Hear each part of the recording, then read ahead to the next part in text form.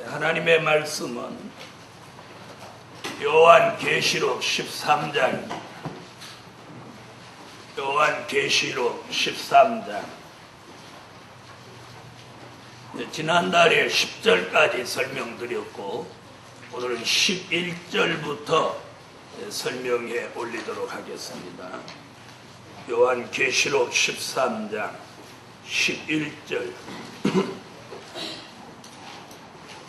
내가 봄에 또 다른 짐승이 땅에서 올라오니 새끼양같이 두 뿔이 있고 용처럼 말하더라. 11절부터 말씀드립니다. 요한계시록 13장은 수정통치 시대의 형편을 증거해 놓은 말씀입니다.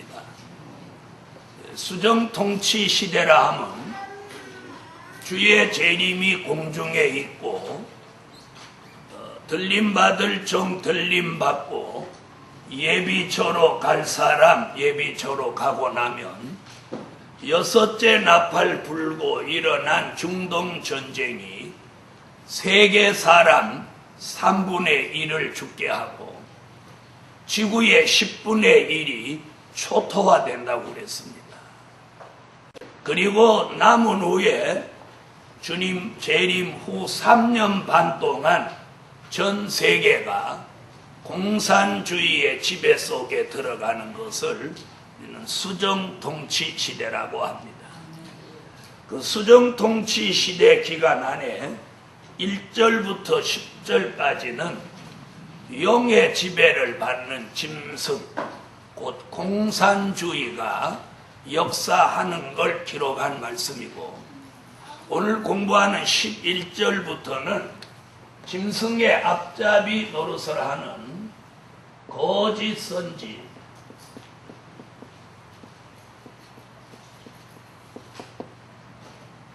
거짓 선지자가 역사하는 것을 요한계시록 13장 11절로 18절까지 말씀해 놓은 것입니다. 그러므로 오늘 11절부터 공부하는 것은 누구의 역사? 거짓 선지자의 역사를 전제로 하시고 공부하시면 되겠습니다. 자, 11절에 보면 내가 봄에 또 다른 짐승이 땅에서 올라오니 그럽니다. 이거 무슨 말이에요? 땅에서 올라온 다른 짐승, 이런 얘기. 땅에서 올라온 다른 짐승. 그러면 1절부터 10절까지는 어떤 짐승이에요? 네, 바다에서 올라온 짐승이거든요. 바다에서 올라온 짐승. 여기서 땅에서 올라온 다른 짐승이라는 뜻은 무엇과 구별시키려고 하느냐면 바로 이 짐승 1절부터 10절까지 올라온 바다에서 올라온 짐승이 아닌 다른 짐승이라는 뜻이에요. 이해됐습니까? 자, 바다에서 올라온 짐승은 뭐라고 말씀드렸어요? 무신론, 공산주의를 말하는 거고, 무신론, 공산주의를 말하는 거고, 땅에서 올라온 다른 짐승은 누구를 말하는 거예요? 누구를 말하고? 거짓 선지자. 왜 거짓 선지자냐 하는 것을 분명히 한다면 11절에 보면 새끼 양 같이 그랬습니다. 새끼 양 같이 그랬어요. 그럼 이 말은 무슨 말이에요? 새끼 양 같이라고 하는 것은 무슨 말이에요? 양의 탈을 썼다 그런 얘기예요. 양은 아니라는 얘기죠. 그렇죠? 새끼 양 같은 새끼 양이 이렇게 말하지 새끼 양 같이 한 것은 뭘 말하는 거예요? 이는 양의 탈을 썼다. 탈을 썼다. 양의 탈을 썼다는 말은 뭘 의미하는 거예요? 고지선지자라는 뜻이죠. 자, 그 다음에 무슨 얘기가 나오냐면 두 뿔이 있고 그럽니다. 두 뿔이 있고, 자, 새끼 양이 두 뿔이 있을 수 없습니다. 네, 이렇게 성장한 양이라야 뿔이 나지 새끼 양은 뿔이 없습니다. 그러므로 이는 뭘 말하느냐면 이는 가짜 양입니다. 가짜 양. 가짜 양이라는 즉 새끼 양은 저는 이를 길러봐서 아는데 새끼 양은 뿔이 없어요. 이렇게 성장이 돼야 이렇게 커져야 뿔이 나는 겁니다. 그래서 새끼 양 같이 두 뿔이 있고 하는 건 양의 탈을 쓴 가짜 양이다. 그 다음에 그 뒤에 더 정확한 얘기가 뭐냐면 용처럼 말한다는 거야. 용처럼 말한다.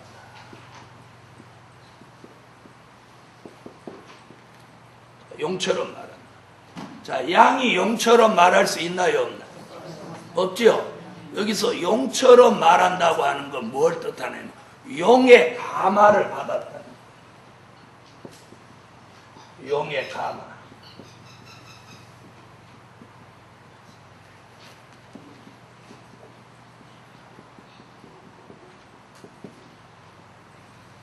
사람이 잘 들어보세요. 누구한테 미혹되면, 잘 들어봐요. 사람이 어떤 사람하고 가까이 하면서 그 사람한테 미혹되면 그 사람이 하는 말을 그대로 하는 거예요. 이 말 알아들었어요? 못 알아듣는 분 계시죠? 다시 말하면,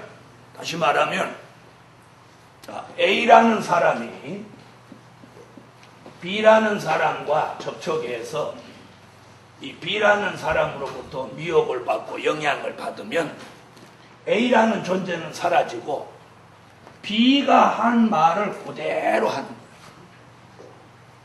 무슨 말인지 알겠어요? 무슨 말인지 알겠냐? 주의 종이 그런 걸 다 보고 분별하는 거예요. 공산주의에 미혹되면 공산주의 같은 말을 하는 거예요. 무슨 얘기인지 아시겠어요? 자, 용처럼 말하는 이 말, 용처럼 하는 용이 뭐, 용의 정체가 누구냐? 13장만 보더라도 13장 계시록 13장 2절에서 용의 증거가 나타납니다. 13장 2절 읽어보세요.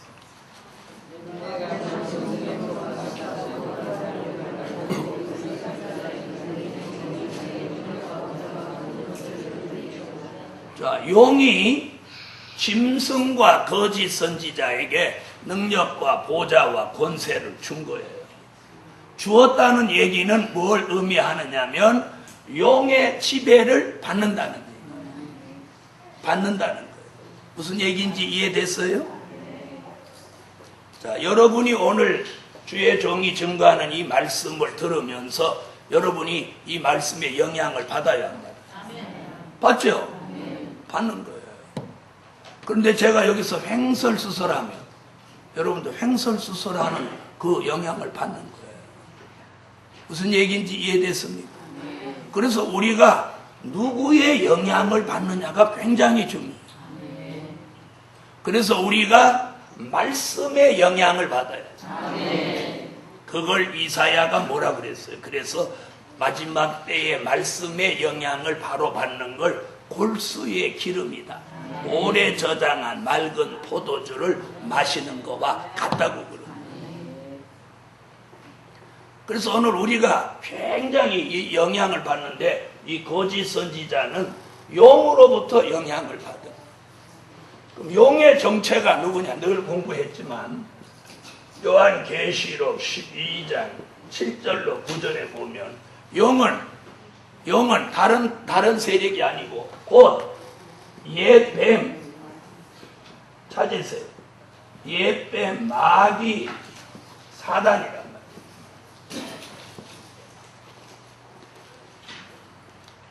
자, 찾으셨으면 읽어주세요.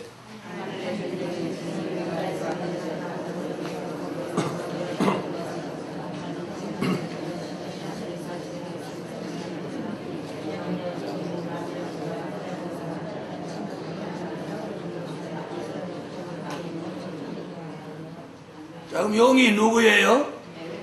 예, 뱀, 마귀, 사단이란 말이에요. 그러면 이 거짓 선지가 용처럼 말하는 걸 볼 때에 이미 누구의 감화를 받은 거예요? 네? 용의 감화를 받은 거예요. 용의 미혹을 받은 거예요. 그래서 이미 거짓 선지자가 된 거예요. 오늘 우리가 거짓 선지자가 되지 않고 참 하나님의 종이 되려면 이 세력의 영향을 안 받아요. 아멘. 마귀, 사단, 그걸 요한계시록에서는 유일하게 용이라고 하는, 이게 비밀이에요. 은혜 시대에서는 마귀를 용이라고 하지 않아요. 그러니까 용이라는 말을 사용하지 않으면 마귀가 웃는 거예요. 저는 내 비밀을 다 모르는구나. 이래가지고 마귀, 사단 이렇게 하고 용이라는 용어를 안 쓰면 마귀가 그 종을 알로 봐버려요. 아주 한 수 접고 들어가는, 너는 아주 영적 수준이 낮구나 이렇게 보는. 그런데 마귀, 사단의 정체가 용이다 이러면 용이 깜짝 놀랍니다. 네. 도망가자 얘들아 그러는. 네. 어째서 하면 안 해. 이게 사실이라니. 용 새끼들 보고 도망가자 얘들아 그러는. 그래서 오늘 용처럼 말하다 이 말은 용의 감화를 받았다는 거예요. 여러분, 우리가 굉장히 중요한 게 이 용의 감화를 안 받아야 참종이 됩니다. 용의 감화를 받으면 괜히 남을 헐뜯고 비방하고 시기하고 질투하고 남을 자꾸 험집 내려고 하고 그러는 거예요. 이는 용의 역사예요. 진리는 그런 게 아니에요. 예수님은 그런 분이 아니에요. 성령은 그런 분이 아니에요. 성령은 찬양하게 하고 기도하게 하고 감사하게 하고 남을 권면하고 바로 이끌고, 네? 용서하고 이해하고 사랑하고 관용하고, 이게 성령이에요. 남하고 자꾸 담을 쌓고 불화를 하고 인사 안 하고 인사 안 받고 이런 건 다 사단의 장난이에요. 무슨 말인지 아시겠어요? 오늘 용의 감화를 받지 않는 종이 돼야 돼요. 네. 용의 감화. 그런데 오늘 이 가짜 양은, 새끼 양은 두 뿔이 있고 용처럼 말한다는 양의 탈을 쓴 가짜 양은 이미 용의 감화를 받아서 이미 거짓 선지자가 된 거예요.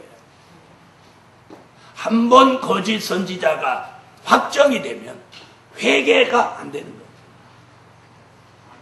무슨 말인지 아시겠어요?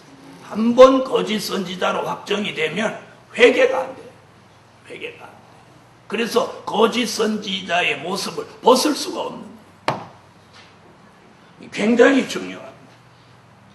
그래서 요한계시록에서는 그렇게 거짓 선지자로 타락하는 종을 뭐라고 그랬느냐면 떨어진 별이라고 표현해요. 떨어진 별. 별이 한 번 떨어지면 다시 붙을 수 있어요? 없어요? 없죠? 똑같은 이치예요. 그래서 우리가 은혜 생활을 하면 할수록 뭐 돼야 돼? 더욱 조심해야 돼. 그래서 말과 행동에 더욱 조심해야 돼. 여러분, 참 선지자와 거짓 선지자 차이가 백지 한 장이에요. 백지 한 장이에요. 참과 거짓이라는 게 대단한 편차가 나는 거 아니에요. 바로 서면 참이고 돌아서면 거짓이에요. 그래서 자신만 참이라고 생각하는 그런 오판을 버려야 해요. 가장 중요한 건 자신이 말씀 앞에 바로 서는 거예요. 잘못된 영향을 안 받아야 돼요. 그래서 한 방에 같이 있어도 자꾸 남의 말 하면 그만합시다 이렇게 해요. 그래도 자꾸 하면 딱 벌떡 일어나요. 뭐 하면 안 하잖아.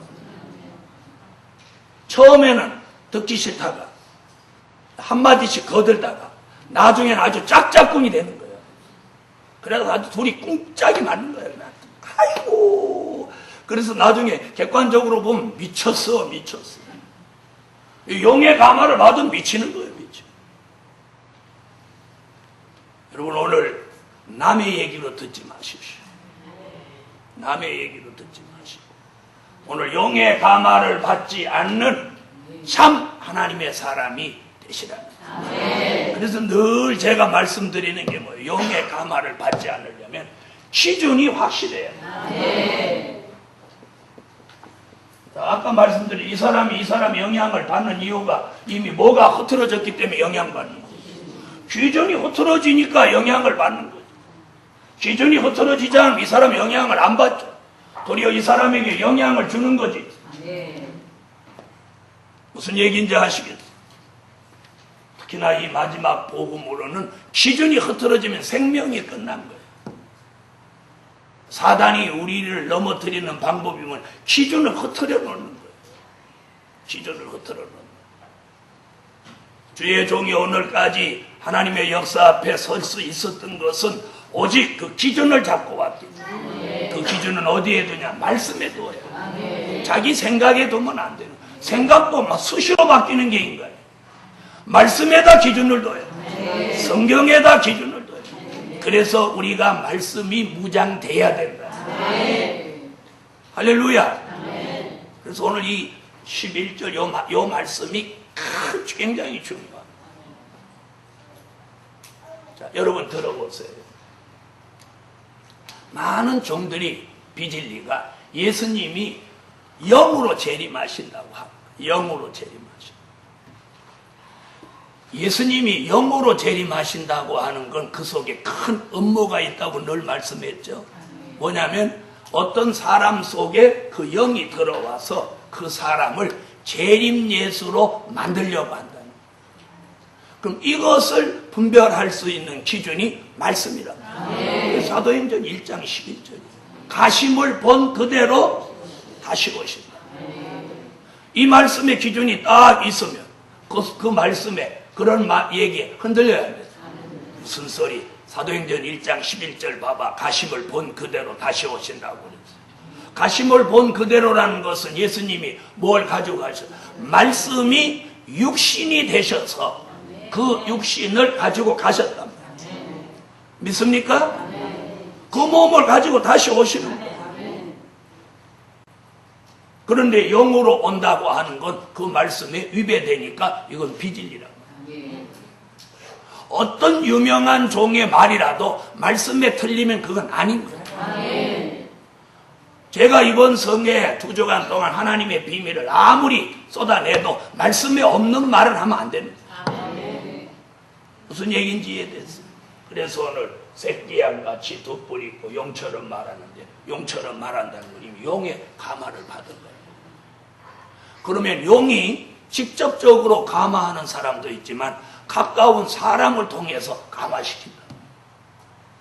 그러니까 사람을 조심해야 돼요. 제가 제일 경계하는 게 누구냐? 사람이에요. 사람. 그래서 저는 무슨 말을 이렇게 들을 때 그걸 액면으로 듣지 않고 어떤 의도로 이런 말을 하는지 그 뒤 배경을 들여다보는 거예요. 여러분 속지 마십시오. 언제나 마귀는 정의를 앞세워 나옵니다. 정의를 앞세워. 마귀가 불의를 앞세워 나오면 누가 미혹받나요? 정의를 앞세워 나오지만 그것이 속임수기 때문에 사람들이 속는. 오늘 여기도 보니까 누구로 나오면 안 속아. 여기 양으로 나와야지. 여기 염소로 나오면 속아요, 안 속아요? 안 속죠? 새끼 염소 이렇게 나오면 속아요, 안 속아요? 안 속는 거예요. 에이, 염소 저리가 이러죠.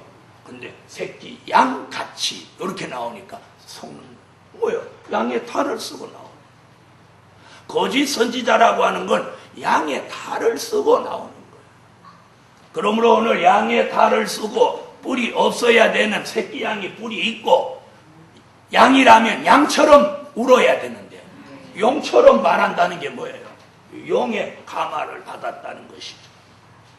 그러므로 오늘 날 시간 이 공부하면서 거짓 선지자가 멀리 있는 게 아니고 자신 속에도 거짓 선지자가 될 수 있는 그런 세력이 있다는 걸 잊지 마시고, 안 좋은 말을 들으면서 속이 시원하다든지,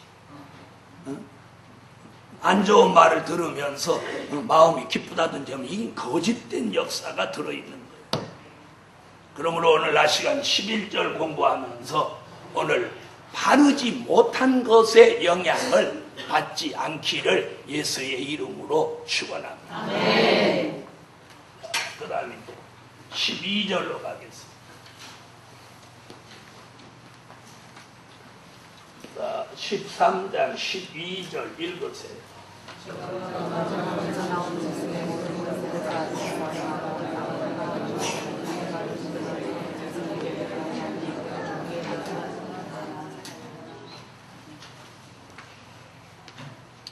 자, 12절에 무슨 얘기 나오냐? 저가, 그럼 저가 그러는 건 누구 얘기하는 거야? 저가, 그럼 이 저가는 누구예요? 11절에 말한 누구? 거짓 선지자. 거짓 선지자 얘기죠? 거짓 선지자. 저가 한 건 거짓 선지자 얘기란 말이에요. 저가 뭐라고 하나 보세요. 먼저 나온 짐승의 모든 권세를 그 앞에서 행하고, 이렇게 말합니다. 뭐라 그래요? 먼저 나온 짐승. 그럼 먼저 나온 짐승은 누구예요? 계시록 13장 1절에 어디서 올라와? 네, 바다에서 올라온 짐승 얘기죠. 올라온 짐승. 그럼 이는 누구라고 아까 설명드렸어요? 네? 무신론, 공산주의라고 말씀드렸어요. 자, 그럼 들어보세요. 저가 거짓 선지자가 먼저 나온 짐승, 즉 무신론 공산주의의 뭐라? 모든 권세를 그 앞에 행하고,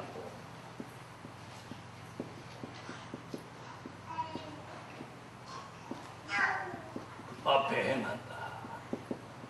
여러분, 이게 무슨 얘기예요? 이 말은 뭘 의미하느냐? 자, 용이 짐승이 누구에게? 누구에게? 거짓 선지자에게.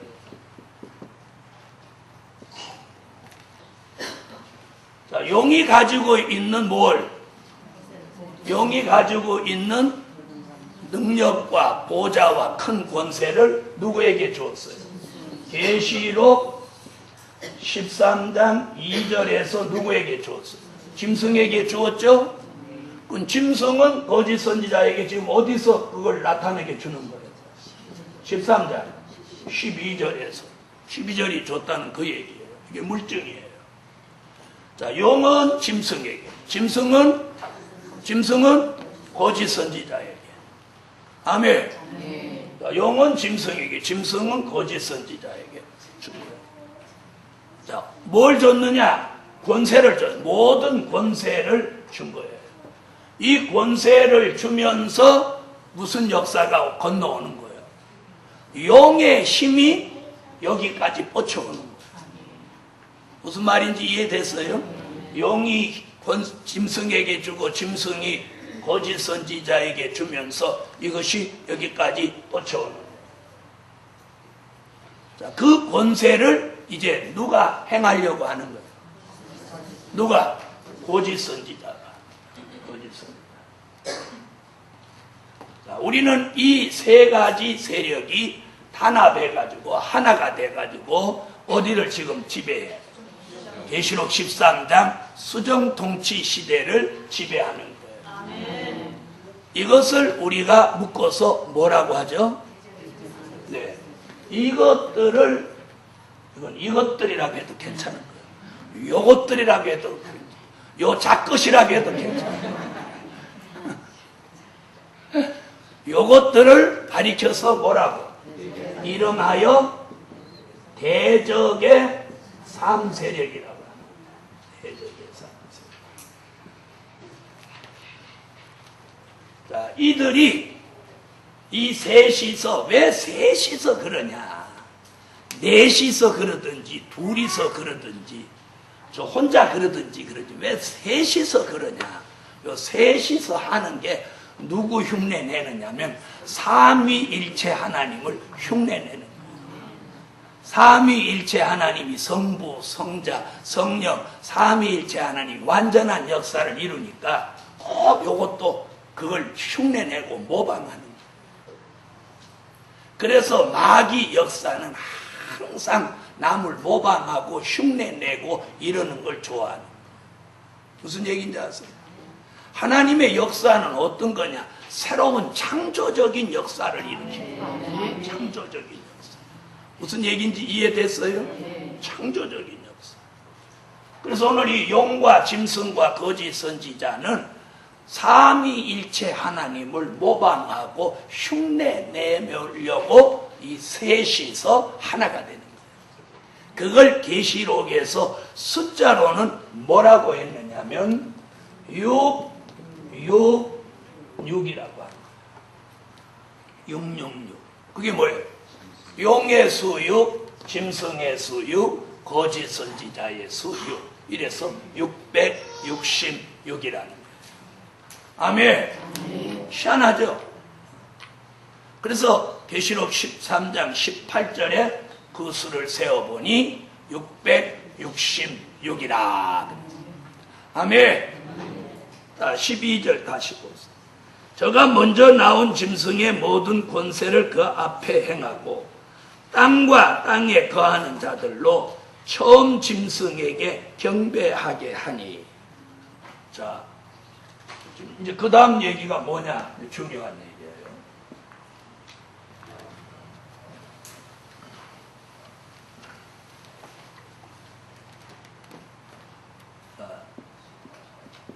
땅에 있는, 땅에 거하는 사람들에게 무엇을 하라는 거예요? 처음 짐승. 그죠? 처음 짐승에게 무엇하게 한다? 경배하라고 한다. 경배하라고 한다. 자, 여기서 이제 누구의 정체가 드러나는 거예요? 거짓 선지자의 정체가 드러나는 거예요. 자, 그럼 처음 짐승은 누구예요? 바다에서 올라온 짐승, 이거 얘기하는 거죠? 공산주의에게 무엇하게 하는 거예요? 경배하라는 거예요. 경배해요. 자, 그러면 이 세력에게 그럼 경배를 하면 될까요? 안 될까요? 사도 요한에게 천사는 천사에게라도 경배하지 말라고. 그렇게 믿으시면 아멘 하세요. 자, 그럼 요한계시록 22장으로 한번 와보세요. 그렇게 했나? 계시록 22장 8절로 9절 참고입니다. 참고. 계시록 22장 8절로 9절. 요한계시록 22장 8절로 9절 읽어보세요.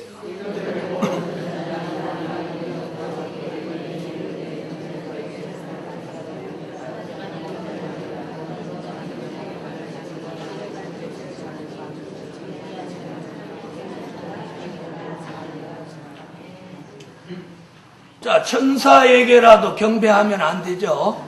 그럼 우리 경배의 대상은 누구예요?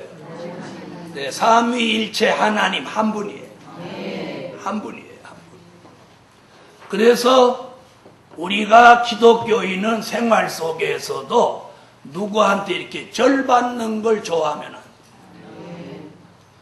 누가 절하면 기분 좋은 분 아멘 해봐요. 정월 초하루 날 막 손자들 오라고 그래갖고 세뱃돈 챙겨놓고 세배하라고 그러는 분 아멘 해봐요. 아무도 없지. 지난 정월 초하루날도 그래 놓고. 여러분, 세배 받으면 안 돼요.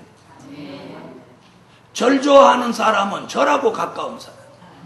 그래서 절은 절에 가서 하는 거예요. 그래서 절이라고 하는 거예요. 그래서 우리가 어떤 경우라도 자신이 뭐 경배하면 경배를 받으면 안 돼요. 그러면 유교 풍습에서는 뭐가 있느냐면 생일날 또 환갑날 진갑날 상 차려놓고 가족들 다 오라고 그래갖고 딱 방석 두꺼운 거 깔고 책상다리 딱 끼고 앉아가지고 식구대로 이렇게 탁 절을 합니다. 큰아들 내외 손자, 둘째 아들 내외 손자. 그렇게 회갑잔치 그렇게 합니다. 올해 회갑이신 분 손들어. 회갑잔치 그렇게 하지 말아요. 그게 유교. 우리가 기독교인이라면 생활도 기독교화돼요. 그래서 경배 받는 거 좋아하면 안 돼요. 경배가 뭐예요? 내가 차리고 앉아가지고 절 받고 덕담 나누고 이거 다 이 경배 받는 거예요. 천사라도 그렇게 하지 말라고 그래요. 다시 해봐. 아직도 현찮아서 여러분이 의심이 가서 그래요. 8절로 9절 읽어.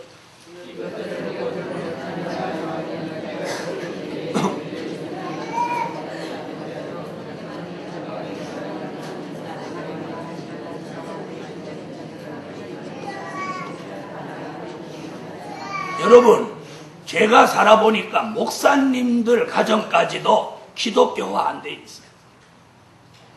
목사님들도 기독교화 안 된 게 뭐냐면 자녀 결혼식에 패백을 받는 거예요. 그게 유교예요, 유교. 패백을 받으면 안 되는 거예요. 패백 받고는 뭐 던져줘? 밤 던져주면서 애들 많이 나라고. 그거 밤이 애기 됩니까? 그게 어디서 나온 풍습입니까? 유교에서 나온 거예요. 그래서 앞으로 오늘 이 공부하고 이제 자녀들 그거 보낼 때는 패백 같은 거 받지 마시고. 아멘은 똑 떨어지기 보다가 아멘. 우리가 신앙은 기독교인데 생활은 유교화하고 있다는 거예요. 그래서 돌잔치, 생일잔치, 환갑잔치, 진갑잔치, 결혼식 이런 문화가 기독교화 돼야 된다. 그래서 오늘 이 경배라는 말이 꼭 이 우상에게 경배하는 것만이 경배가 아니에요. 사람에게 경배하는 것도 경배야. 그래서 오늘 사도 요한에게 주님의 지시가 뭐예요? 천사에게 부지중 경배하려고 하니까 나도 너희와 함께 된 종이니 그리 하지 말고 어떻게 하라고? 하나님께만 경배하라. 제가 아무리 하나님의 비밀을 깊이 있게 알아도 제가 경배의 대상이 돼서는 안 되는 거예요. 문선명 씨가 왜 잘못됐느냐? 경배의 대상이 되니까 잘못된 거예요. 그래서 저 미국에 있는 통일교 교인들이 아침에 일어나서 동방배례를 하는 거, 이게 잘못된 거예요. 경배 못하게 해야 돼요. 세배 못하게 해야 돼요. 세배나 경배나 글자 하나 차이지 배가 뭐예요, 배가?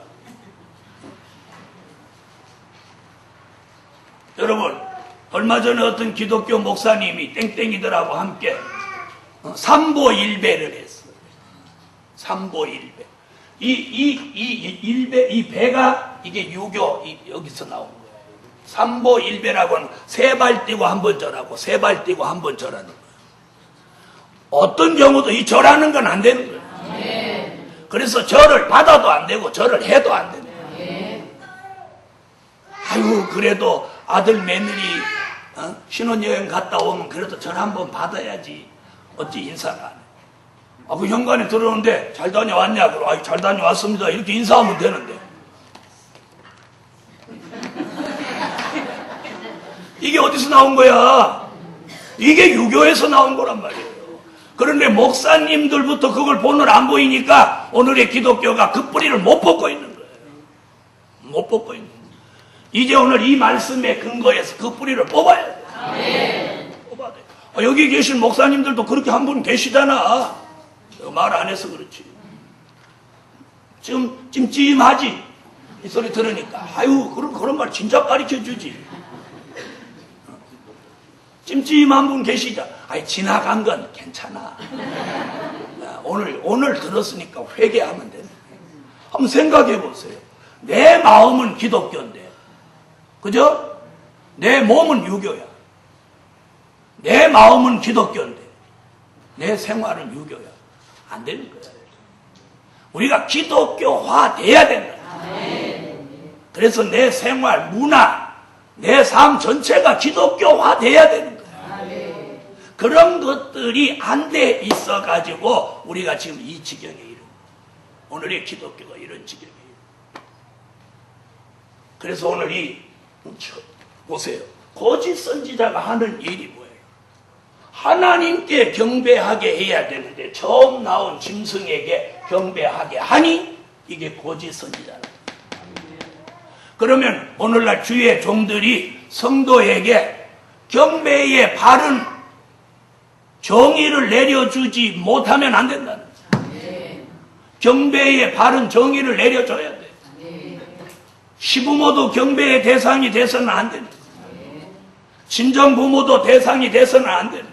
주의 종도 경배의 대상이 돼서는 안 되는 거예요. 주의 종이 경배의 대상자가 되면 바로 그날로부터 뭐가 되느냐? 그는 주의 종이 아니고 교주가 되는 거예요. 그러니까 절받기 좋아하는 목사는 교주 기질이 있는 거예요. 어째서 웃어? 이게 지금 웃을 일이요? 절받기 좋아하고 경배해 주기를 바라고 절받기 좋아하면 이는 무슨 체질이야? 교주 체질이야. 교주 체질. 여기도 많은 주의 종들 계신데 오늘 이번 이 성회를 통해서 이 경배의 대상을 바로 가지라. 설교는 하나님만 경배하라고 해놓고 자기의 삶은 그렇게 안 산다면 그게 거짓입니다. 그게 거짓입니다. 거짓이 뭡니까? 말과 행동이 다른 게 거짓이에요. 오늘 기독교화 돼야 됩니다. 이의가 있고 불만이 있으면 나가도 좋습니다. 맞지 않습니까? 자, 마음은 예수를 믿으면서 생활은 유교를 하고 있는 게 우리나라 실태입니다. 그래서 심지어 안동 지방을 중심으로 해서 이 경북 지방으로 지금 어떤 비진리가 판을 치느냐면 제사 지내도 좋다. 절하지 마라. 지금 이런 상태까지 교계가 가고 있습니다. 그래서 지금 그걸 헌법을 아주 고치려고까지 드는 목사들이 있습니다. 무슨 말인지 아시겠어요? 우리가 예수 믿으면서 제사를 지내도 되나요? 안 되나요? 안 돼요. 안 되죠. 그럼 제사상 보는 건 되나요? 안 되나요? 안 돼요. 제사밥 하면 되나요? 안 되나요? 안 돼요. 뭘 안 돼? 집사, 권사 다 하고 소뚜껑 열고 십자가 그리고 미친 짓들이야. 미친 짓. 아니 밥 위에다 십자가 그린다고 예수가 거기 뜨거운 밥 위에 올라 앉습니까? 이게 어디서 나온 버릇들이? 이게 누가 가르쳐서 그런 거예요? 아, 이게 목사들이 가르쳐서 그런 거지 권사가 어디서 그걸 배웠겠어? 제사밥 해놓고 뚜껑 열자마자 먼저 십자가 그리라고 목사가 가르친 거야. 목사가 가르친 거야. 이게 어디서 미신, 이게 샤머니즘에서 나온 거지. 여러분, 저는 십자가 목걸이도 하지 말라고 그러는 거예요. 이게 십자가가 무슨 부적입니까? 여기다 하고 다니고. 그래가지고 무슨 영화에서 나오는 귀신 나오면 십자가 쫙. 그럼 귀신이 깽깽깽하고 십자가에서 빛이 나가. 이게 다 이게 지금 현찮은 신앙에서 나온 겁니다.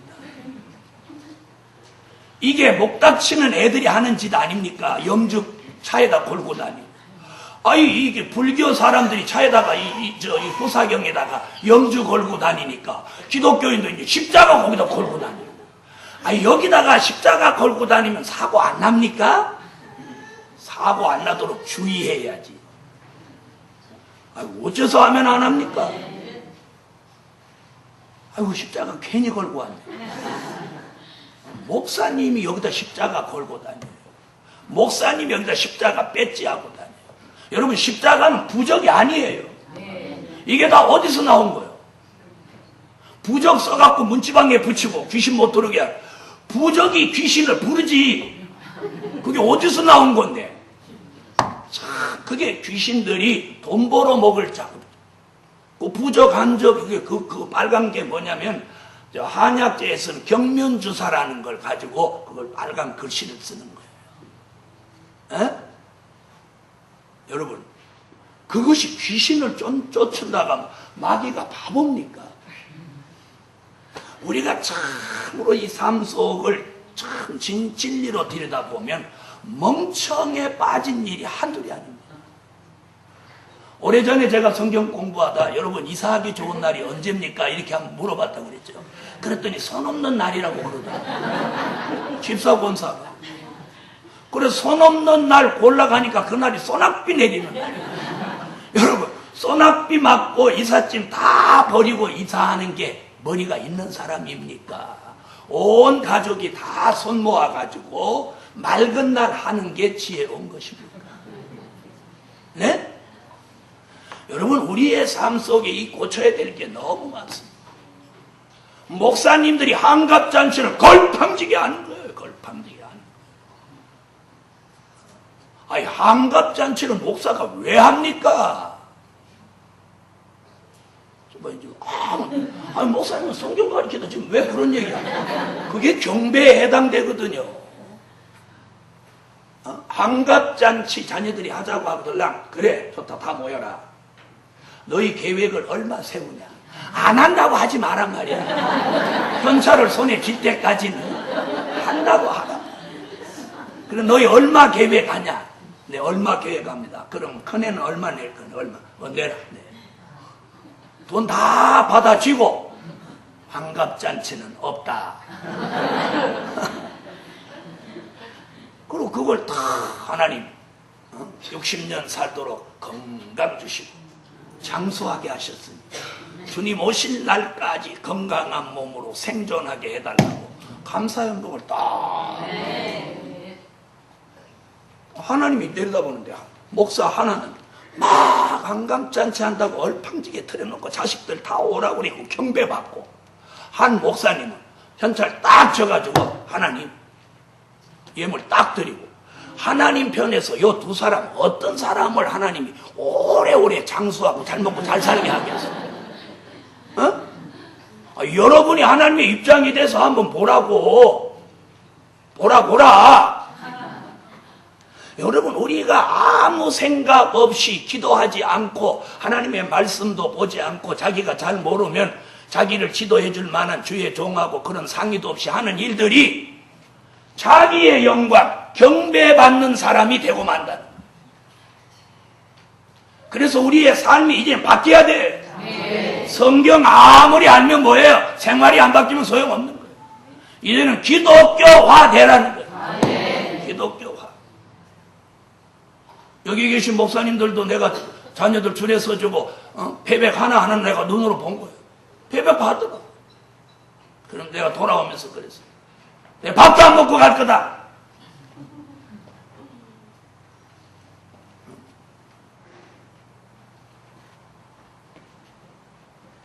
우리가 지금 기독교 문화가 지금 어떻게 된 거예요? 목사님들이 인사받기 좋아하고 절받기 좋아하고 경배받기 좋아하고 이는 교주 체질이다. 오늘 우리는 이런 걸 파기해야 됩니다. 이걸 깨야 됩니다. 우리 삶 속에 오늘 변화가 일어나야 됩니다. 기독교화 돼야 돼요. 기독교. 우리가 지금 기독교화 되지 않아서 경배하고 경배받는 일이 한둘이 아니에요. 그럼 지금 제가 한 대로 이렇게 살려고 하면 집안에 갑자기 뭐가 일어나? 4.19, 5.16 혁명이 일어나는 거야. 일어나는 거야. 그러면 오늘은 며칠이요? 7월 28일? 그럼 7월 28일 7.28 혁명이야. 경배하지도 않고 경배받지도 않는다.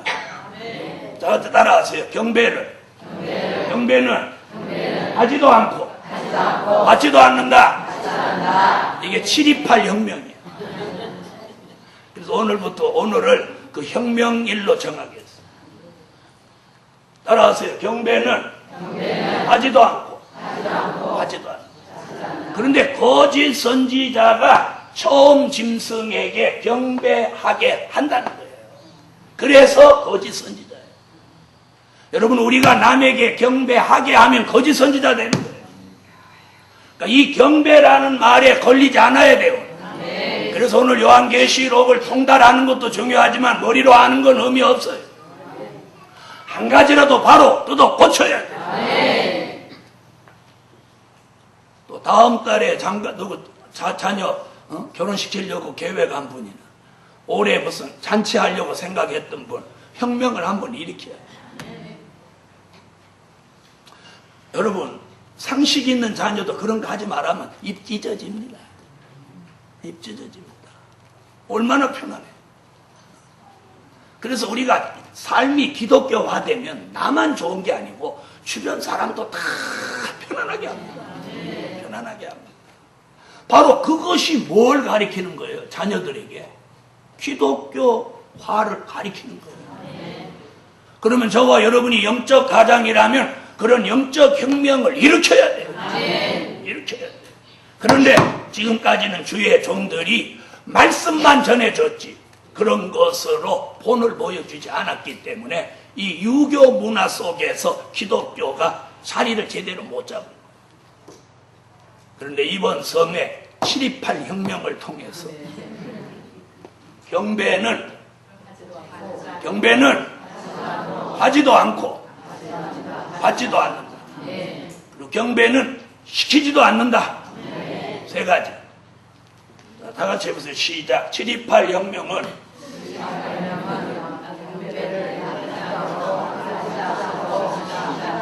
그렇죠. 경배는 하지도 않고 받지도 않고 시키지도 않는다.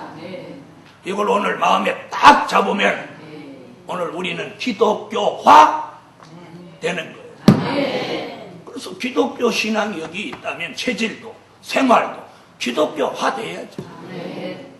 사람들이 제사만 안 지내면 다 됐다고 생각하는 게 그게 오판이에요. 삶 속에 유교화가 깊이 수천 년 내려왔어요. 수천 년. 그래서 우리 삶 속에 유교의 뿌리가 깊이 박혀있는 거예요. 또 불교의 뿌리까지 박혀있어요. 그래서 목사님들이 백일 철야 이게 불교에서 나온 거예요. 기독교는 100일 철야, 100일 작정기도 이런 거 없어요. 얼마요?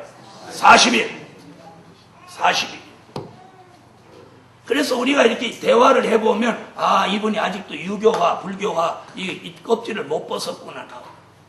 그래서 오늘 이 경배, 오늘 12절을 제가 오늘 중점적으로 드리는 것은 우리의 삶이 바뀌어야 됩니다. 그것을 우리가 주도하고 나가면 우리 자녀 세대부터 이게 기독교화 되는 거예요. 자녀들은 그렇게 하는 게 아니구나. 이게 머리에 박히는 거예요. 그런데 부모가 그렇게 하니까 그 자식이 또 그거 받고 또 하고 그 자식이 또 그거 배워서 또 하고. 우리 당대에서 이걸 잘라야 돼. 이 고리를 잘라야 돼. 유교의 고리, 불교의 고리를 이걸 잘라버려야 돼. 자를 마음이 있으면 아멘 하세요. 그러다 보면 이제 뭐가 붙느냐? 경배는 하지도 않고 받지도 않고 시키지도 않는다. 그러면 이제 그날부터 뭐가 붙냐면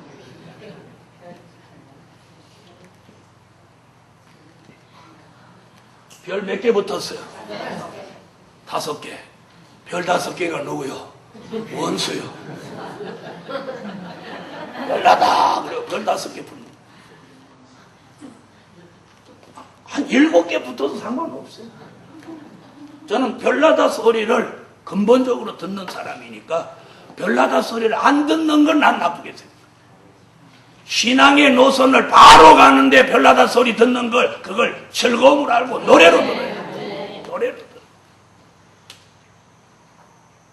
여러분, 우리가 하나님 앞에 섰을 때를 생각하시면 주님 앞에 섰더니 내 이놈 네가 경배는 다 받아 처먹고 나한테 올린 게 뭐 있노? 너는 저리 꺼져라. 그런 얘기가 있잖아요. 어떤 목사님이 낙원에 들어오셨는데 예수님이 보좌에서 안 일어나시더래요. 그래서 옆에 있는 집사가 물어봤대요. 예수님, 저 목사님은 그렇게 주의 일을 열심히 했는데 왜 안 일어나 보십니까? 아까 집사가 올 때는 벌떡 일어나서 손을 잡아주시더니 그랬더니 쟤는 내 보좌에 앉을 놈이야.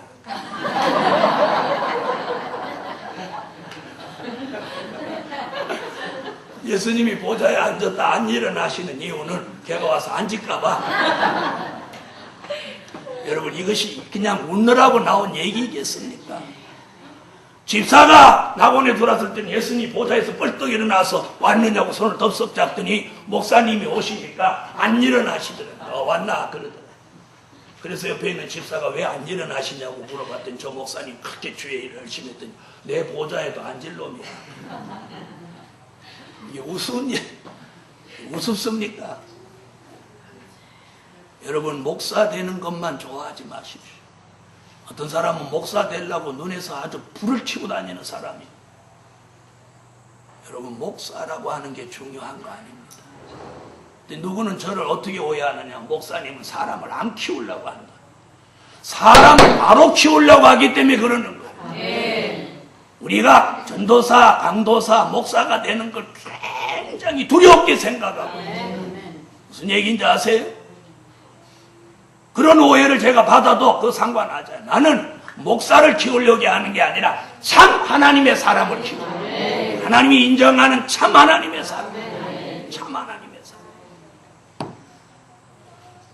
그래서 아무한테나 경배하고 경배를 받고 경배를 시키는 그런 종이 되지 않기 위해서요. 하나님의 종이 돼야지 목사만 돼서는 안 됩니다. 이 마지막 복음은 목사 되는데 목적이 있는 게 아니라 하나님의 종이 되는데 목적이 있어요. 종이라는 게 뭐예요? 상전의 뜻대로 사는 게 종이에요. 무슨 얘기인지 아세요?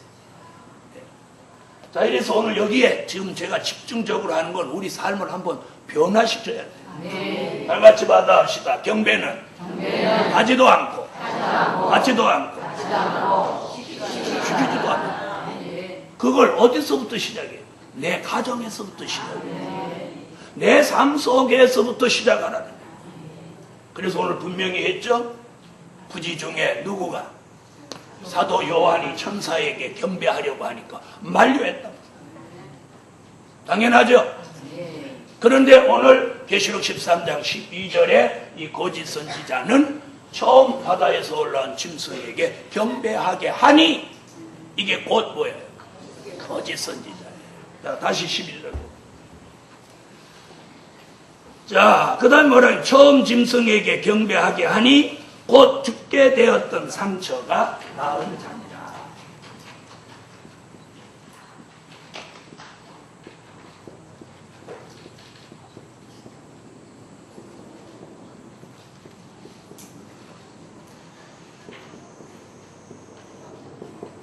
자, 이렇게 말하죠. 자, 여기에 큰 공부한 어디서 공부한 말씀? 계시록 13장 몇 절? 자, 3절이죠. 3절. 그러니까 지금 12절 하반절에서 13장 몇 절을 말하는? 13장 3절 말합니다. 13장 3절 가보세요.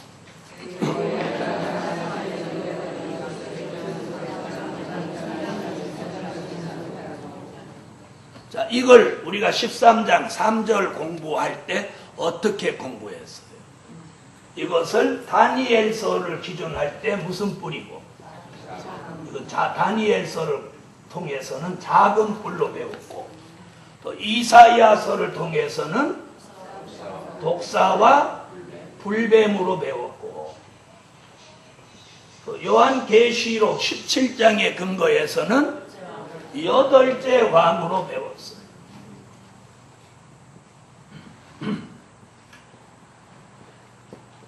자, 그러니까 수정통치 시대를 지배하면서 경배를 받는 자가 누구야요?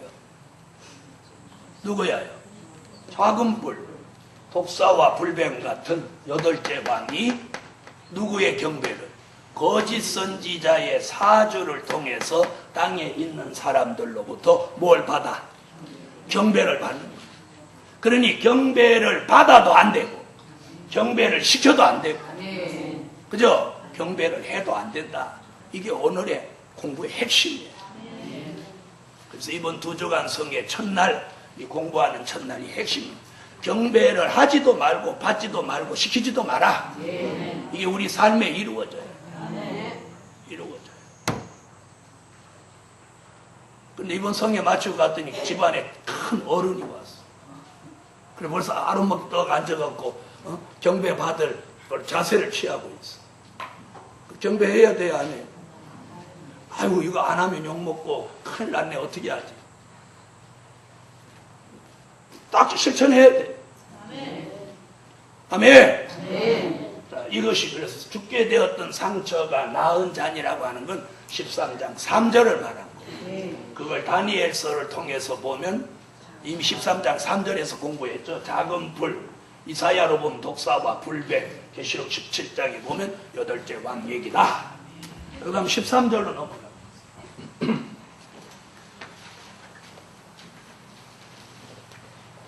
자, 계시록 13장 13절 읽어주세요.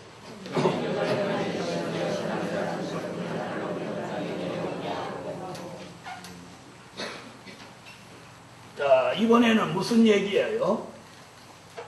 자, 이 거짓 선지자가 드디어 이제 재주를 부립니다. 무슨 재주를 부리냐면 큰 이적을 행하되 심지어 사람들 앞에서 불이 하늘로부터 땅에 내려오게 한다. 다시 말하면 이 거짓 선지자가 하늘로 불을 끌어내린다. 불을 내린다. 하늘로 불 내린다. 자, 하늘로 불 누가 내렸던 거예요? 하늘로, 성경 가운데 하늘로 불 내린 사람 누구예요? 엘리야입니다. 엘리야가 거짓 선지자를 바알 선지 거짓 선지자와 갈멜산에서 시합할 때 하늘로 불을 끌어내렸는데 앞으로 거짓 선지자가 수정통치 시대에 불을 끌어내린다는 거예요. 그럼 사람들이 미혹 받겠나요? 안 받겠나요? 미혹 받아요? 안 받아요? 받죠? 그래서 우리가 이 마지막 시대에 어떤 기적에 여러분이 동요되면 안 돼요. 말씀이라 해야 돼요. 그래서 요한계시록 13장에 보면 전 3년 반은 참선지가 입에 불나가. 후 3년 반에는 거짓 선지자가 하늘로 불을 끌어내립니다. 무슨 말씀인지 이해됐어요? 이는 뭘 의미하느냐? 데살로니가 후서 2장 9절로 12절에 이는 거짓 기적이라. 거짓 기적. 거짓 선지자의 거짓 기적. 거짓 선지자의 거짓 기적.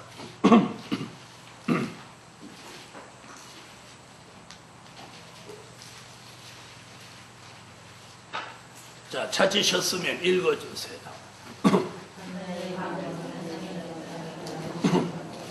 자, 다시 읽으세요. 찾으셨으면 다시.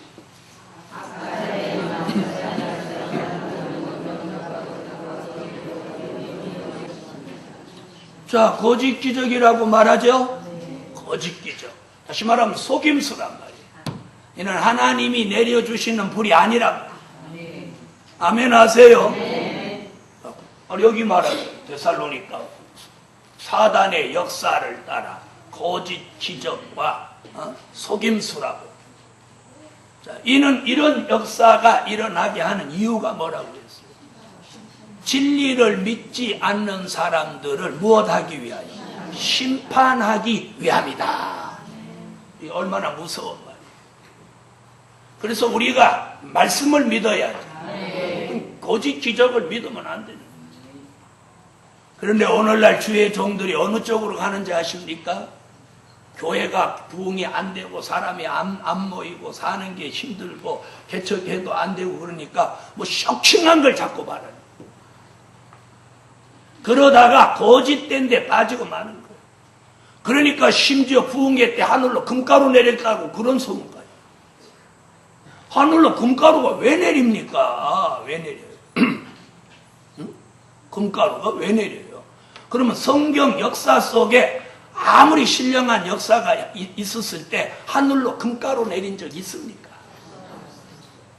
있어요? 없어요? 없죠?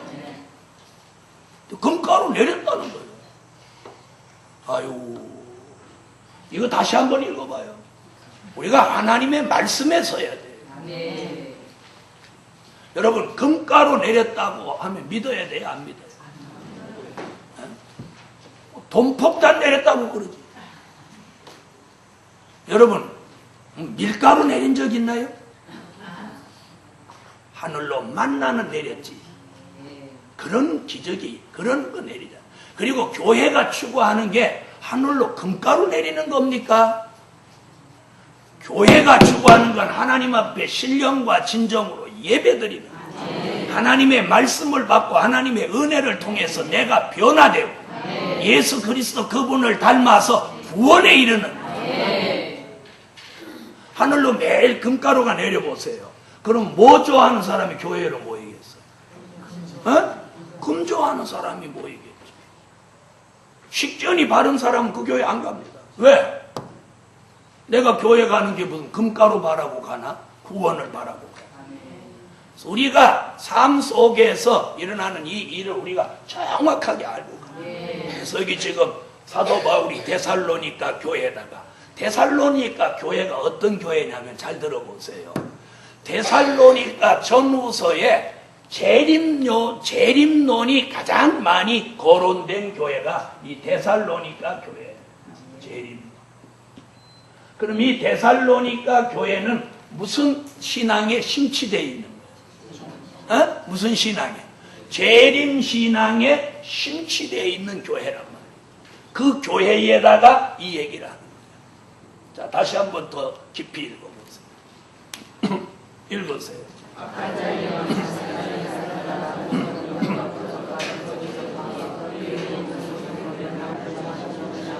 진리를 믿지 않고 이런 걸 좋아하는 사람들을 무엇받게 하시려고? 심판받게 하시려고 이런 것들이 믿어진다는 거예요. 여러분, 우리가 하나님의 사람은 하나님의 말씀을 아브라함같이 쫓아가야죠. 이런 기적이나 이런 헛된 것에 미혹되는 사람은 이미 뭐가 틀어진 사람, 기준이 틀어진 사람. 그런데 오늘날 교회들이 자꾸 그런 쪽으로만 생각을 하는. 자, 그래서 하늘로 불을 끌어내리는 것은 뭐예요? 무슨 역사요? 사단의 역사예요. 사단의 역사. 수정통치 시대에 가서 이런 일이 생긴다는 거예요. 자, 그 다음 우리 14절로 넘어가요. 자, 이제 14절 읽어보면 이제 더 황당한 얘기들이 나와요. 다시 본문 13장 14절 읽으세요. 자, 땅에 거하는 사람들을 이제 무엇 한대요? 그 뒤에 이제 답이 나오죠. 미혹한다 그래요. 거짓 기적을 통해서 땅에 있는 사람들이 다 미혹되는 거예요. 다 미혹되는 거예요. 그러니까 이런 기적은 사람들을 무엇하기 위한 거예요? 미혹하기 위한 수단과 방법이라는 거예요. 그래서 우리가 자기 교인의 수를 늘리기 위해서 수단과 방법을 가리지 않는 건 미혹이 될 수 있다는 거예요. 그래서 오늘 하나님의 사람들이 바르게 가야 돼요. 뭐예요? 말씀. 하나님의 말씀을 바로 전하면 거기에 하나님의 기적도 따르게 되어 있어요. 그래서 말씀을 바로 전하라는 거예요. 14절 다시, 짐승 앞에 받은 바 이적을 행함으로 땅에 거하는 자들을 미혹하며, 미혹한다는 거예요. 그 다음에 무슨 얘기예요? 땅에 거하는 자들에게 이르기를 칼에 상하였다가 살아난 짐승을 위하여 우상을 만들라 하더라. 그러니까 이 거짓 선지자는 순전히 누구 앞잡이가 된 거예요? 짐승, 무신론주의자의 앞잡이 돼갖고 뭘 만들라고 하는 거예요? 우상을 누구를 위해서? 이 짐승을 위해서 우상을 만들라고 하는 거예요. 우상을 만들고. 자, 그럼 들어보세요. 이미 이 거짓 선지자의 정체는 충분히 앞에서 일어났지만 뭘 만드는 게 틀린 거예요, 벌써. 우상을 만드는 게 틀린 거예요. 여러분, 어떤 경우에든지 우상을 만들면 안 되는 거예요. 왜 안 되죠? 우상을 만들면 자, 우상을 만들면 출애굽기 20장에 보면 뭐라고 그랬어요? 하늘 위에나 땅 위에나 또 땅 아래 물속에 있는 것이라도 무슨 형상이든지 만들지 말며 거기 절하지 말며 또 섬기지 마라. 그러니까 첫 번이 뭐예요? 만들지 말라는 거예요. 만들지 마라. 왜? 만들지 않으면 섬기지도 않는 거예요. 왜요? 대상이 없으니까. 그렇죠? 그래서 이 가장 하나님이 미워하시는 게 뭐냐? 우상을 만드는. 자, 그럼 출애굽기 20장으로 가보십시오. 계명부터 중요합니다.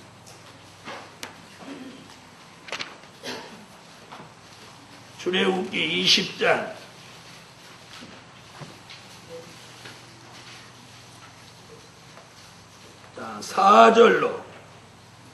4절로 5절 출애굽기 20장 4절로 5절 읽으세요.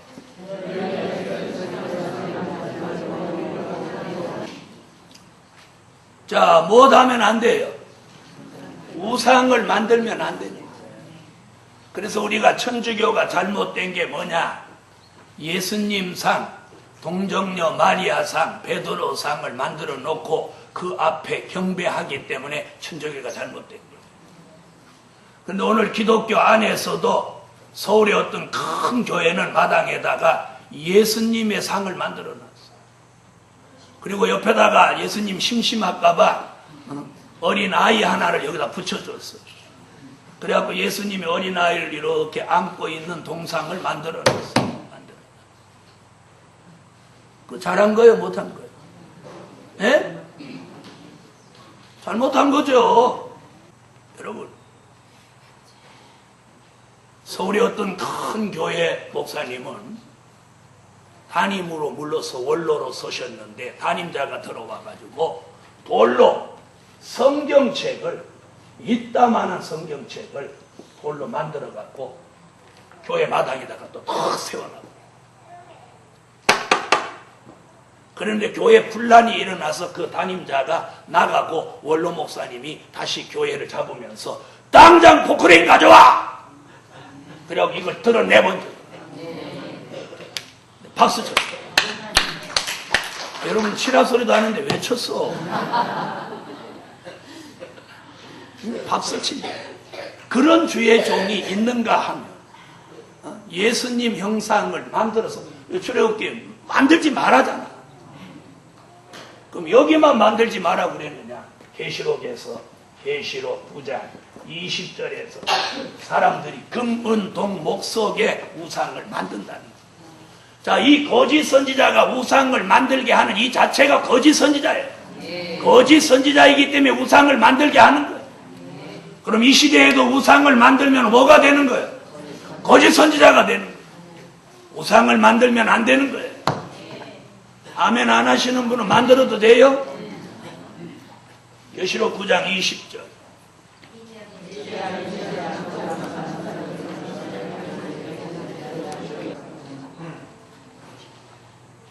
자, 수정통치 시대에 뭘 만든대요?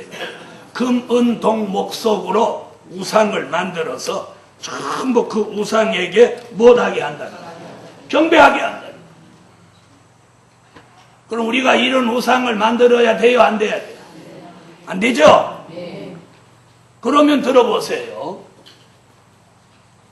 이사야 선지는 이사야 44장 찾으세요. 이사야 44장 9절로 13절에 인형도 우상이 될 수 있다고 말했어요. 자, 그럼 인형도 만들면 돼요? 안 돼요? 안 되죠? 왜 인형을 만들면 안 되냐? 여기 걸리는 거 출애굽기 20장. 무슨 형상이든지 만들지 마라. 그래서 우리가 인형도 안 되고 뭐도 안 되느냐? 조화도 안 되는 거예요. 그래서 교회에 조화를 꽂는다든지 집에 조화를 장식하는 거, 이것도 성경을 모르는 사람이에요. 오늘날 주의 종들까지도 이런 개념이 없이 산다는 거예요. 이게 뭐예요? 기독교 문화가 바로 안 됐습니다. 자, 읽으세요. 이사야 44장 9절로 13절.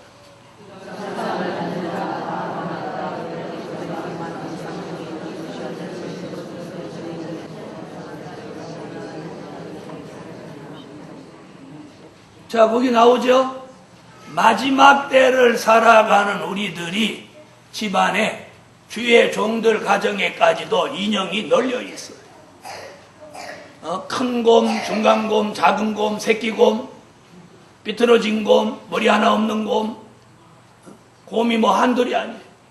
그 다음에 인형도 한복 입은 인형, 양복 입은 인형, 빨가벗은 인형, 잘생긴 인형, 못난이 인형, 뭐 인형이 뭐 얼마나 많은지 몰라. 그런 걸 신방 가서 보면 아주 이렇게 도레미파솔라시대로 이렇게 장식해놨어. 그런데 성경을 읽어보자 하니까 이사야 44장 모르니까 이사야가 우상 얘기 속에 이런 얘기 넣어놓은 거 아무도 모르. 그럼 여기서 어떻게 걸려요? 출애굽기 20장과 이 말씀에서 걸리는 거예요. 이걸 오늘 생활의 변화를 가져야 돼. 네. 그럼 인형 집에 둬야 돼요? 안 둬요? 애가 우는디? 여러분, 아이들이요, 딱 앉혀놓고 이 성경을 쫙 읽어줘 보세요. 아이가 조금이라도 말귀를 알아듣는 아이는 출애굽기 20장 요거 읽어주고, 요걸 딱 읽어주고, 이런 걸 만드는 것을 하나님이 금했단다. 그걸 우리가 가지면 우리는 벌 받는단다. 그런 걸 하지 않으면 너도 엄마도 잘 된단다. 이렇게 되면 애가 뭐라고 해요? 아, 그렇구나. 이래가지고 다른 집 가면 막 엄마 이 집에 인형 좀 봐 치우라고 그래 이러는 거. 애가 어른보다 훨씬 낫다고. 어째서 하면 안 해? 예수 우리 수십 년 믿었어도 성 건성이야. 그래 애가 막 떼쓴다고 인형을 사줘가지고 걔가 그걸 안고 자니까 어느 날부터 심장병이 걸리는 거야. 그런 집안에서 아이가 자폐아가 나오는 거예요. 우리가 이걸 알고 믿어야 돼요. 그래서 이런 것들을 멀리하고 하나님의 은혜 속에 주의 종한테 기도받고 자란 아이는 어려서부터 청명한 거예요. 청명한 거예요. 그 예표의 사람이 누구예요? 다니엘이고 사무엘 아니에요. 어려서부터 성전 안에서 하나님 말 섬기는 걸 보고 자란 사무엘이 그 시대의 최고의 영적 지도자가 되지 않았어요. 자, 오늘 여기서 사람들을 미혹하기 위해서 우상을 만들게 하는 이 자체가 거짓 선지의 장난이에요. 그럼 우상은 무엇도 우상이 될 수 있다? 인형도 우상이 될 수 있다. 이제 아까보다 더 별난 거 하나 또 나왔죠. 아이고, 인형 그것까지 왜 시비야? 성경이 그렇습니다. 제가 그걸 가르칠 의무가 있어요. 제가 깨닫고 그걸 안 가르치면 주님이 뭐라고 하시겠어요? 우리 생활 속에 그냥 아무렇지 않게 그냥 생활 속에서 이 마귀 역사가 순리를 타고 우리 집안의 마귀 역사가 그냥 스르르르 돌아가고 우리 집 안방에 점령해버렸다. 이 말 알아들으세요? 그것이 마귀가 막 소리치고 들은 게 아니고 어느 날 갑자기 소리 소문도 없이 마귀가 안방 톡 이렇게 앉아있다. 그래서 다 잘 때 이놈이 내려다보고. 이걸 한번 우리가 영적으로 생각해보잖아요. 육적으로는 아무것도 아니에요. 근데 성경은 그걸 선지자 이사야가 지적하고 있단 말이에요. 인형을 새겨 집에 두고, 요 얘기가 우상 얘기하면서 요 같이 겸해서 나온 얘기. 그럼 이게 뭐예요? 우리 시대를 지금 이사야가 예언하고 있단 말이에요. 무슨 얘기인지 이해됐습니까? 그래서 아이가 인형 갖고 있는 걸 강제로 뺐으니까 아이가 나뒹굴아치고 그거에 애착을 가지는 거지. 요 성경을 읽어주는 거예요. 한 번 읽어줘도 말 안 들으면 또 조금 있다가 하루나 이틀 있다 또 읽어주는 거예요. 절대로 기도하고 그렇게 하면 아이가 금방 알아듣습니다. 오늘 가정에서부터 우리가 진정한 기독교화가 이루어져야 돼요. 아까는 경배하지도 않고 받지도 않고 시키지도 않는다. 이번에는 집안에서 뭔 쓸어낸다? 인형은 쓸어낸다. 예수를 모셔야지. 인형을 모셔놔서야 되겠습니까? 자, 그 다음에 보세요. 자, 이런 우상은 꼭 육적인 것만 아니고 영적인 것도 있습니다.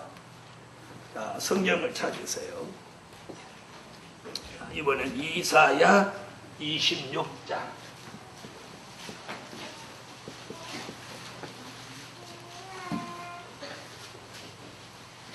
13절로 14절.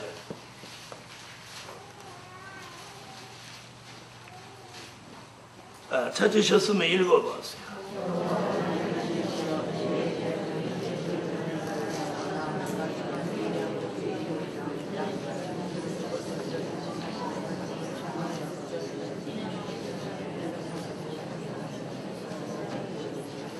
자, 이걸 이제 구분해 보겠습니다. 자, 주목하세요. 자, 이런 것들은 무슨 우상이라고 하느냐면 이건 유형적인 우상입니다. 유형적인 우상. 이 밑에는 이는 무형적인 우상이에요. 자, 우리 마음 속에 예수 말고 다른 주가 여기 자리 잡고 있는 것을 우리는 무형적인 우상이라고 합니다. 그래서 우리 마음 속에서는 이 무형적인 우상을 몰아내고 우리 삶 속에서는 무엇을? 유형적인 우상을 몰아내야 돼요. 그래서 이미 제사는 안 지내고 부처를 섬기지도 않지만 집안에 무엇까지 있다면? 인형까지 있다면 인형까지도 몰아내야 돼요. 몰아내요. 여러분, 인형이 집에 10개 있어요. 밤에 지네들끼리 뭐라고 할까요? 야, 우리 집 좋지? 이런단 말이에요. 인형끼리 속삭이는 거. 야, 우리 집 좋지? 우리가 안방 다 차지했지? 이제 내일은 또 우리 친구가 거실 점령한다더라. 인형의 속삭임을 못 들으셨어요? 그러면서 걔네들이 뭐라냐면 우리가 사는 집을 지네 집이라고 그러는 거예요. 그럼 그 집은 무슨 집이 되는 거예요? 인형 집이 되는 거예요. 이런 생각은 안 해보셨습니까? 인형을 집에 한통 놨더니 인형이 자기 집이라고 하면 우리 집, 하나님의 사람이 사는 집이 하나님의 사람의 집이 돼야 되는데 무슨 집이 되는 거예요? 인형의 집이 되는 거예요. 오늘 여기 계신 분들도 아마 인형이 집에 꽤나 있을 겁니다. 없는 분은 복입니다. 저는 많은 사람 집들을 다녀보고 주위의 종들 집도 다녀봤는데 인형 있는 걸 상당히 많이 봤어요. 그걸 보면서 참으로 안타까운 게 뭐냐? 참으로 안타까운 게 그래서 마귀가 노리는 게 뭔지 아십니까? 어린 아이들에게 바로 인형을 가까이 하게 하고 남자아이에게는 로봇을 만들어서 마귀가 갖다 주는 겁니다. 그래서 우리 삶 속에서 우리가 그걸 막지 못하도록 무방비 상태로 있으면서 이 물이 흘러들어듯이 우리 안방, 우리 삶을 이 마귀가 점령하는 거예요. 이 말 알아들으세요? 그래서 남자아이는 막 로봇 인형을 좋아하고 여자아이는 이쁜이 인형을 좋아한단 말이에요. 이쁜이. 이것이 아이들 속에서 사단의 역사가 어려서부터 아이들을 영적으로 세뇌시키는 이는 사단의 공작이에요. 이걸 하나님의 종들까지도 이 비밀을 모르니 오늘의 기독교가 어디서 지금 망가지고 있어요? 주일학교가 지금 다 망가져 버린 거예요. 주일학교 문 닫았어요, 전부 교회가. 주일학교 다 문 닫았어요. 그래서 하나님의 전지전능하심을 안 믿으면 기독교는 앞으로 비전이 없는 거예요. 주일학교 아이들이 커서 장년이 되는 그 시점에 가면 교회 사람 없는 거예요. 물론 그 안에 주님 오셔야 되겠죠. 그래서 지금 많은 주의 종들이 걱정하는 이유가 뭐냐? 그거예요. 아이들이 놀이문화에 빠져서 어려서부터 놀이문화에 빠져서 그래서 상술로 장사꾼들이 사단의 역사를 가지고 아이들을 놀이문화로 끌어들인 거예요. 그래서 우리들의 아이들이 시간만 있으면 부모를 끌고 노는 대로 가려고 하는 거예요. 그래서 어른들이 아이들하고 놀아주지 않으면 인기가 없어지는 거예요. 이게 사단의 역사랍니다. 앞으로 이 큰일 났단 말이에요. 그래서 부모들이 아이들하고 계속 놀아주는데 그 놀아주면서 어른도 타락해버려요. 물놀이 가갖고 어른이 더 좋아하는 거야. 처음에는 무침무침하고 야, 너 타라 이러다가 이제 한 2시간 후에는 애는 저기 가서 아이스크림 빨고 있고 어른이 막 이러는. 안 그래요? 여러분은 안 가셔서 모르죠? 이게 현실이야. 나중에 애가 미치는 게 아니고 어른이 미쳐오는 거야. 그렇죠? 그 해보니까 동심으로 돌아가고 재밌거든. 여러분, 사단의 함정이 지금 그거예요. 어려서부터 놀이문화, 그리고 이런 인형이나 로봇의 그런 것들 속에 빠져서 살고, 그 다음에 이거 뭐예요? 게임 문화, 이런 것들. 그래서 계시록 18장에 뭐라고 그랬어요? 사람의 영혼을 수입해 온다고. 그게 뭐예요? 이 이방 사단의 문화가 들어오는 거예요. 그걸 전 세계적으로 가장 집요하게 받으러 오는 게 어딘지 아세요? 일본이에요, 일본. 대한민국의 지금 모든 그런 전자산업, 게임산업 이런 걸 주도하는 게 일본이에요. 이 게다들이에요. 이놈 게다를 깨부셔야 돼요. 하면 나는 아유, 오늘 목사님 웬 설교가 저렇게 극단적이래. 우리가 깊이 있게 들여다보란 말이에요. 이것이 삶의 순리같이 홍수 같은 사단의 역사가 밀물같이 들어오고 있다. 밀물같이 들어오고 있다. 이런 시대에서 우리가 신앙의 정절을 지키기가 참으로 어려운 거예요. 그래서 저같이 이렇게 설교하면 교인들이 싫어하는 거예요. 싫어하더라도 해야 되는 거예요. 싫어하더라도 해야 돼요. 저는 제사 문제 해결하지 못한 교인 정도면 당신 집사하지 마라. 그 다음에 꼴나게 뭐 밥 해놓고 십자가 그런 거 아니에요. 저는 망치 가져가서 제사상을 박살내버려! 그렇게 해요. 박살내고 다음 주일날 교회 와. 박살 못 내면 교회도 오지 마. 우리 교회는 그런 집사는 필요 없어. 막 이러는 사람. 그래 2사람 박살내버렸어. 잘했죠? 아따, 목사가 망치 갖고 밥상 때려 부시라고 가르쳤는데 잘했대요. 그건 하나님 편에서는 잘한 거예요. 대구에서 목회하는데 추석날 제사상 차렸는데 집사 보고 그랬어. 우리가 교회 개척 집사인데, 개척 멤버인데 제사 문제 갖고 맨날 그러는 거예요. 그래서 오늘 시켰어요. 오늘은 제사상 다 봐놓고 절하기 직전에 뛰어들어가가지고 확 엎어놓고 일단 교회로 와라. 그 다음은 내가 책임질게. 그랬더니 사람이 이렇게 가늘한데 힘이 있겠어 없겠어? 그런데 대구에서 10번째 안에 손가락 안에 들어가는 부잣집 제사상이니 제사상이 강대상 몇 배만 해요. 이거 드는데도 막 4명씩 들고 다니는 상 하나. 근데 여자가 이게 들어져 거기다 잔뜩 산더미처럼 싸놨는데. 그래서 내가 가르쳐서 번쩍 들으려고 하지도 말고 약간만 들어도 그건 다 무너지게 돼 있어. 그 전에 높이 싸놨지. 2콘 들어도 쓰러지는데 이렇게만 하면 그냥 다 넘어지는 거야. 뒤집으려고 할 필요도 없어. 위에 것만 쏟아지면 되는 거야.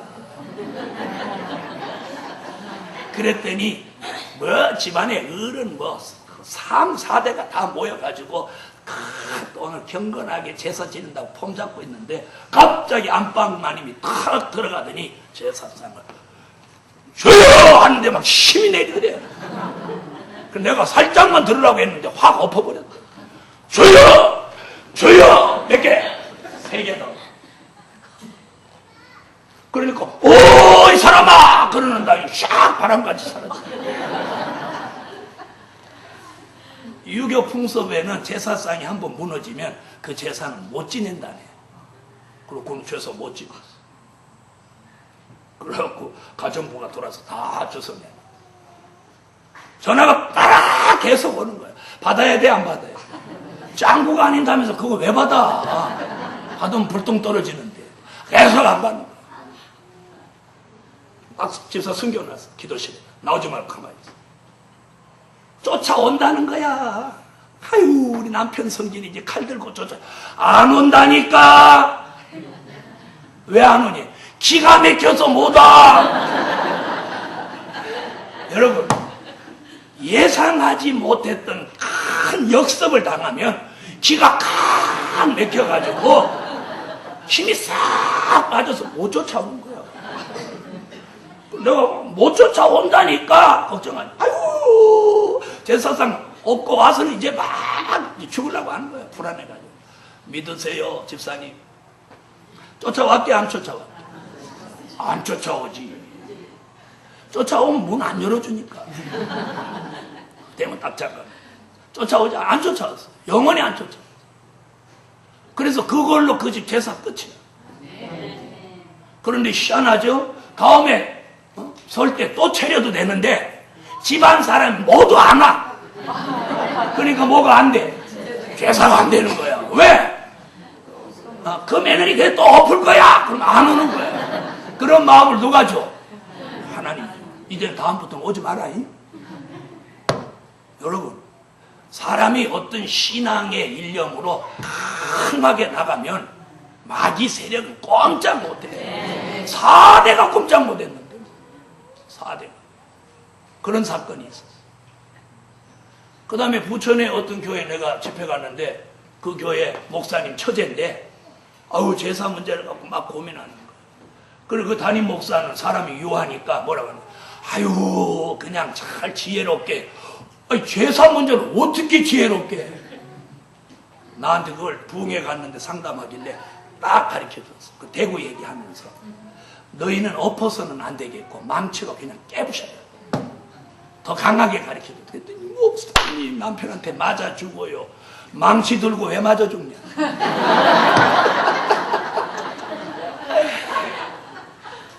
재밌지? 아이고 그런 말 하니까 안 주는 거다. 이런 말 할 때는 졸더니. 그 집사는 정말로 망치로 제사상 패버렸어. 근데 그 남편이 대단한 사람인데 이 집사가 차려놓는데 들어가서 망치를 갖고 한 3방 죄겨놨더니 손들어. 그럼 남편이 집사인데도 그렇게 제사에 연연하는 거야. 그래서 망치를 갖고 들어가고 제사상 한 발, 2발, 3발, 성부, 성자, 성령. 맞아요.